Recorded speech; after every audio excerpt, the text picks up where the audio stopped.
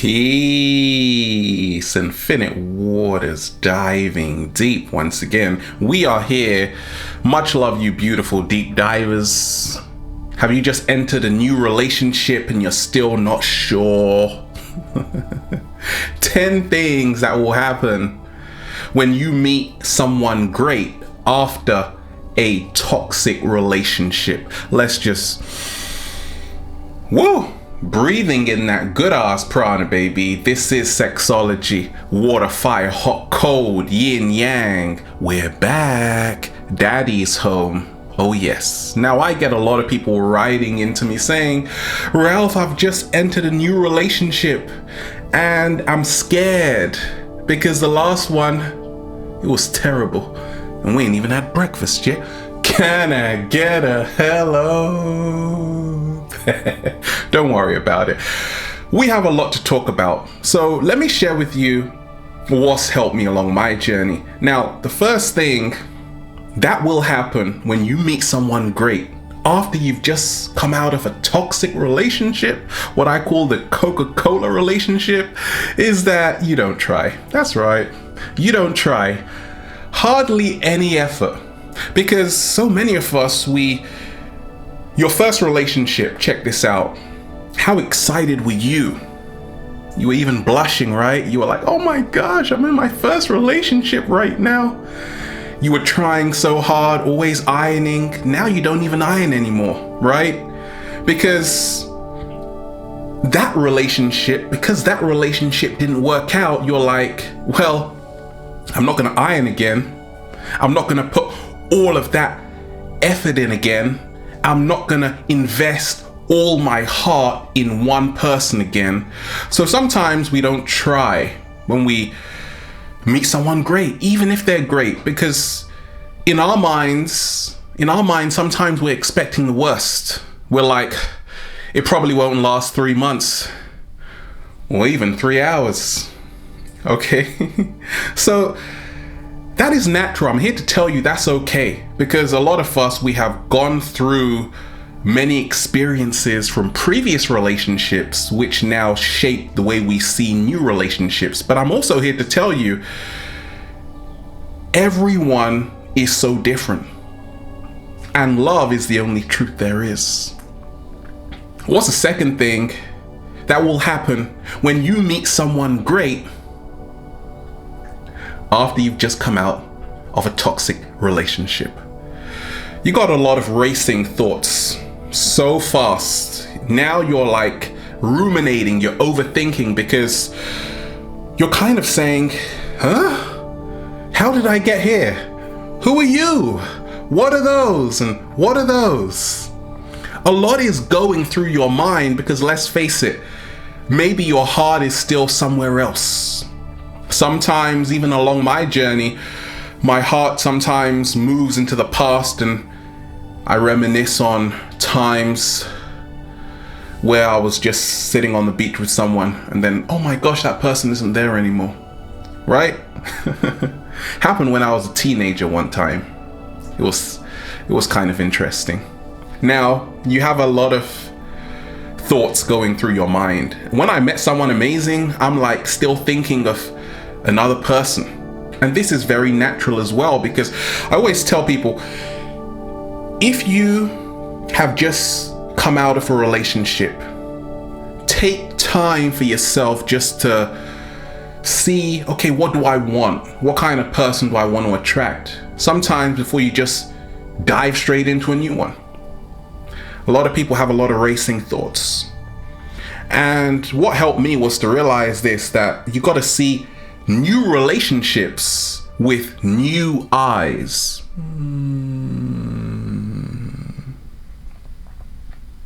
Slow motion this side. What is the third thing that will happen when you meet someone great? They're even massaging your toes at night. They're really great for you. After you've just come out of a toxic relationship. What? Oh my gosh. I can't believe it's, oh my days. Like, how did I get so lucky? Are you real? I can't believe my luck. Did I just win the lottery? Like, sometimes because you may have had previous experiences where the relationship didn't go the way you want. Now someone is so amazing right in front of you, but you still are like, I can't believe my eyes. Like, you're rubbing your eyes to say, no, this is not happening. This doesn't happen. It only happens in fairy tales. I'm here to tell you that sometimes life can be too good to be true. I'll take it. Okay, take it. Stop rubbing your eyes. That's a gift for you. Because you've been through a lot, haven't you? Yes. What is the fourth thing that will happen when you meet someone great after a toxic relationship? So the toxic relationship is the Coca-Cola relationship. The harmonious relationship is what I call the water relationship. Now, even though they are great, 7-day vegan challenge alert. Sometimes you do this, right? You arrive late. Sometimes you're going for a meal. There's beautiful brown rice, avocados, papaya, green juice on the side, got the maca powder going, but you still arrive late because you're like, once again, you don't really want to invest all your heart in it. You don't want to show them that you're too desperate. That's what happens a lot of the times. Like, even though they are great, but you're kind of like testing them. So sometimes you arrive like 5 minutes late or even 50 minutes late. And you're like, oh, so sorry, I got lost on the freeway. Whoa, no, you didn't. You are like, why should I arrive early? Like, I was arriving early in my last relationship and that relationship sucked. So I'm going to be a bit different right now. And I'm going to arrive 5 minutes late because I'm like that. Right? So just remember that your food is going to get cold. You don't want that beautiful food to get cold, right? So I've realized that what helped me along my journey was to realize that when you have someone great in front of you, a great being, you don't want to take that person for granted, because don't think you can keep on arriving late and they're still going to be there. Or your food, for that matter, is still going to be there. They might just finish the whole thing because they ain't even had breakfast yet. What is the fifth thing that will happen when you meet someone great after a shabby relationship? Now, this is always what happens for a lot of people. You become very defensive. Does that ever happen to you? You just come out of a relationship, you meet a fabulous person, but you're still a bit closed off from them. You're ready to rumble. You're always sometimes ready to fight. Like, they say something and you're very quick to react because you're like, hey, back up now. Okay? Because sometimes after a relationship that didn't go so good the way you expected, you're not as open as you used to be. So because of that, sometimes you are ready for war. And I'm here to tell you what actually helped me along my journey was to realize that love can only happen in the heart space. It can't happen in the ego. And we often find when we are becoming very defensive, it is because we are in the ego mindset. So you just got to move into your heart and just, whoa, breathing in that good ass prana, baby. That will do it. What's the sixth thing that will happen when you meet someone great after a bad relationship? Now, okay, you get into your feelings a bit. You start apologizing. Because why do people do this? This is so common. You apologize because now you're like, oh my days, I've treated this new beautiful person so badly. They're actually a pretty decent person. Even the cat down the road agrees. So you start saying sorry a bit more, and then another sorry, and then another sorry. You're apologizing a lot because once again, you're now starting to realize actually they are an entirely different person. And And this is an entirely different situation with infinite possibilities. Love can blossom and bloom from this. What's stopping it? What is the seventh thing that will happen when you meet someone great after a toxic relationship? You say to yourself, what are they doing with me? Like, why me? Don't they know my history, my baggage, what I come with? Don't they know how loud and sometimes obnoxious I can get, crazy I can get? Don't they know that? Like, Ralph, don't they know that? So sometimes you actually think you're better off without them. No. You actually think they're better off without you, because you're in your mind, you're like, they don't want me. And then you actually convince yourself that you don't want them. So we go through convincing each other that we're a bad match, right? You go through that in your mind, saying we're a bad match. They are better off without me. They deserve someone far better than me. My track record of relationships is terrible. Like, I've never maintained a relationship that's lasted even a year, right? I'm here to tell you what actually freed me along my journey was to realize this, that you are worthy to be loved. You are worthy of someone else's attention. And someone is ready to give that to you. You just got to be open to receive and take all of that love in, baby, and you'll be just fine. What's the eighth thing that will happen when you meet someone great after a toxic relationship?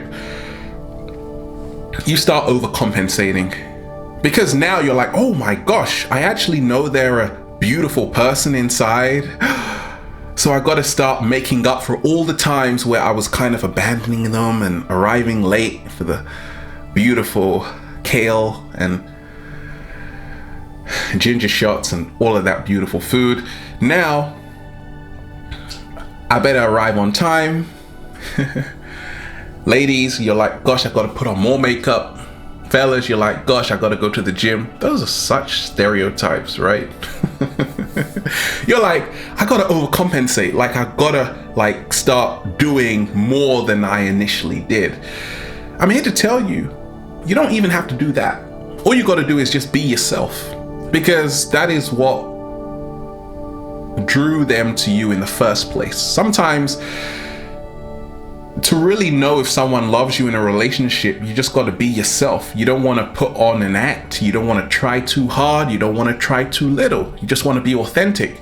And that's really what creates the better water relationship. And what is the ninth thing, baby, that will happen when you meet someone great, fabulous, after a toxic relationship?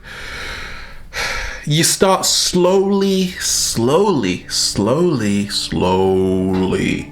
trusting them. Oh my gosh, who would have thought that would have ever happened? But it is, because you're starting to realize, like, trust and love go together. If you don't trust someone, it's going to be very hard to love that person.